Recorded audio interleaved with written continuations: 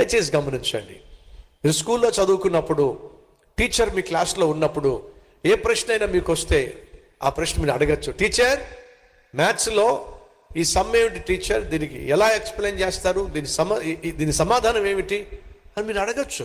Social teacher వస్తే social subject గురించి మీరు సోషల్ మాస్టర్ని ఏ ప్రశ్నని అడగచ్చు, వెంటనే జవాబు ఇచ్చేస్తాడు. కానీ అదే సోషల్ మాస్టర్ పరీక్ష పెడతాడు. అలా పరీక్ష పెట్టినప్పుడు నీకు పరీక్ష పత్రం ఇస్తాడు. ఆయన క్లాస్లోనే ఉంటాడు. ఇప్పుడు మీరేం చేయాలి? టీచర్, 3వ క్వశ్చన్కి జవాబు ఏనా, బీనా, సీనా, డీనా చెప్పండి టీచర్ అని అంటే మీ టీచర్ నిన్ను అలాగే చూస్తూ ఉంటాడు. అలా చూస్తారేంటి టీచర్, నేను ఎగ్జామ్లో పాస్ అవ్వడం మీకు ఇష్టం లేదా?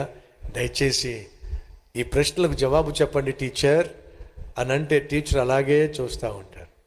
నోట్లోంచి మాట రాదు. నీ ప్రక్క నుంచే వెళ్తూ ఉంటారు కానీ సమాధానం చెప్పరు. నీకు ఇప్పుడు టెన్షన్ పెరిగిపోతూ ఉంది. ఆ పరీక్షలో ఆ ప్రశ్నలకు జవాబు నీకు దొరక్క టెన్షన్ పడిపోతున్నావు. సమాధానం ఇవ్వగలిగినటువంటి టీచర్ ఏమో నీ పక్క నుంచే వెళ్తున్నారు కానీ ఏమీ మాట్లాడట్లేదు. ఎందుకని? టీచర్కి నువ్వంటే ఇష్టం లేదా? టీచర్కి నువ్వంటే కోపమా? టీచర్కి నువ్వంటే పగ, ద్వేషమా? కాదండి. మరి ఎందుకు టీచర్ జవాబు ఇవ్వటం లేదు? Very simple. టీచర్ నిన్ను 10th క్లాస్లో నుండి ఇంటర్మీడియట్కి ప్రమోట్ చేయటానికి ఆయన పరీక్ష పెట్టాడు. నువ్వు ప్రమోట్ కావాలి అని అంటే పరీక్షలో పాస్ కావాలి. పరీక్షలో పాస్ అవ్వాలి అని అంటే టీచర్ మౌనంగానే ఉండాలి.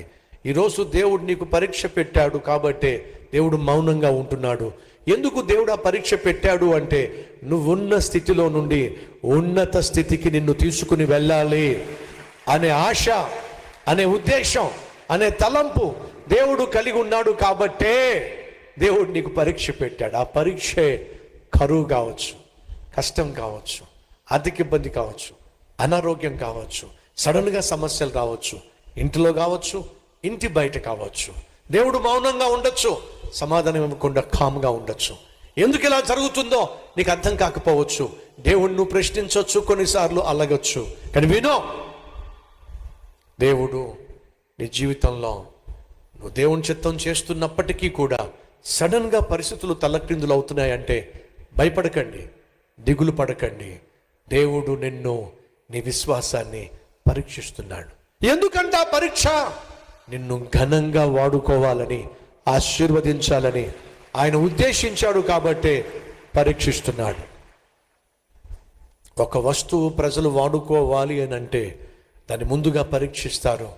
ఆ పరీక్షలో ఓకే అయితే, ఆ టెస్ట్ పాస్ అయితేనే ఆ వస్తువును వాడుకోవడానికి ఉపయోగిస్తారు.